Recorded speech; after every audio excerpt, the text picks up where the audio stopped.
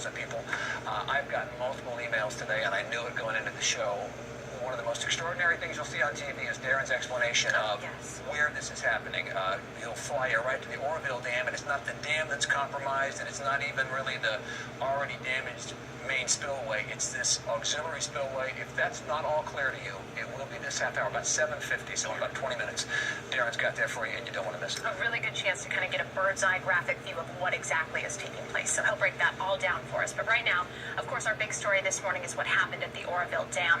Water is no longer spilling over the auxiliary spillway as of last night, but mandatory evacuations are still in effect in South Butte County. Let's talk about those. The trouble began last week at the Oroville Dam when large chunks of concrete began to erode from the spillway. We've shown you a lot of pictures of that.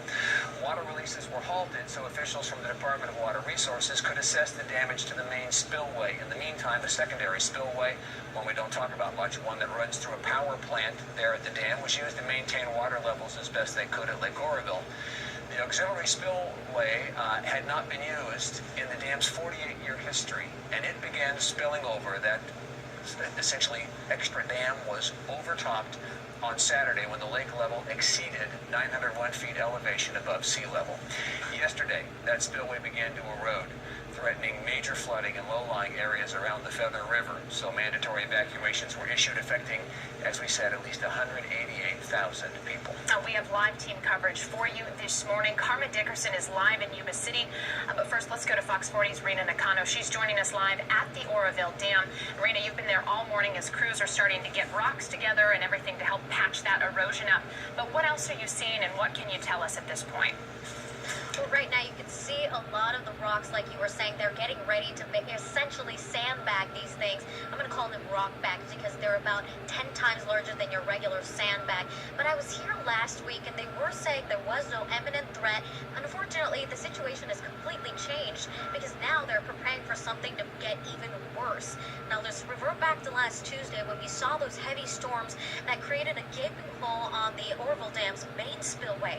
Now, because water levels continue to increase in the dam because of that melted snow, the Department of Water Resources said they have no choice but to continue using that broken spillway. Then let's fast forward on Saturday. Paul was just talking about this. The water levels exceeded 100% capacity, so water began flowing over into that emergency or auxiliary spillway for the first time ever.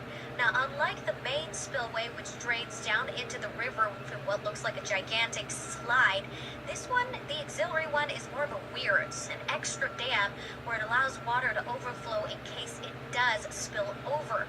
Unfortunately, it wasn't concreted, so it began eroding and undermining that structure. So to prevent water from further carving out that auxiliary, they actually increased water flows into the main spillway. They doubled it to 100,000 CFS.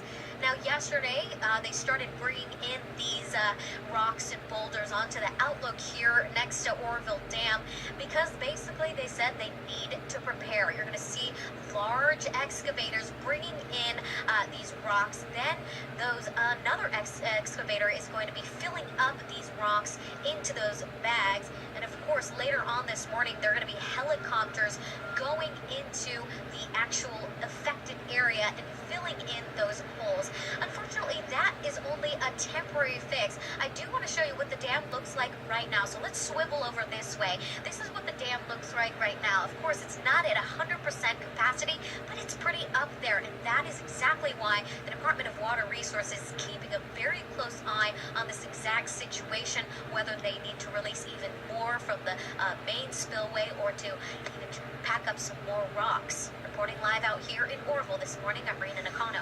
I'll send it back to you. Rena, thank you. And as we've been talking about all morning, we heard from Butte County's Public Information Officer, Bud England, saying we're not out of the woods yet. We are seeing a little glimmer of hope here with the receded water levels, but we are not out of the woods, and that's why those evacuation orders are remaining in place.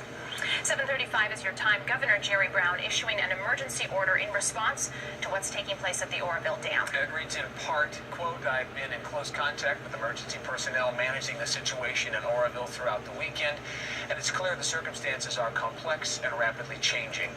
The state is directing all necessary personnel and resources to deal with this very serious situation.